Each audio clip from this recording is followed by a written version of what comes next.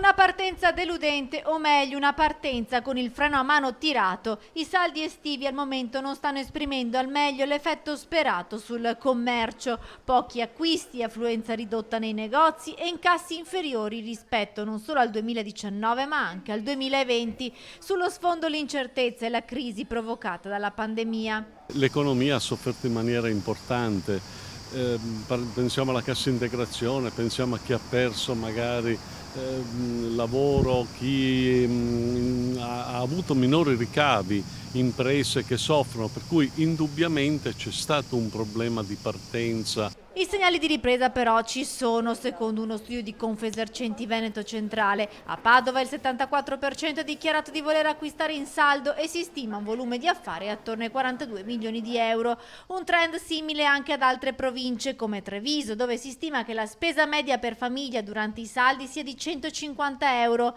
Quindi la speranza è che questa debole partenza possa essere superata con uno sprint finale e questo per le associazioni di categoria conferma la necessità di posticipare la data di partenza delle svendite, proprio come era successo nel 2020 quando i saldi iniziarono ad agosto.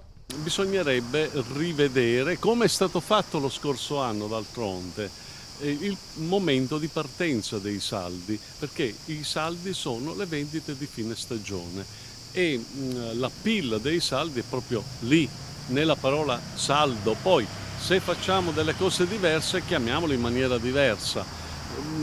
L'invito che io ho sempre fatto e faccio ormai da anni, collochiamo i saldi a fine agosto per quanto riguarda i saldi estivi e a fine gennaio per quanto riguarda i saldi invernali.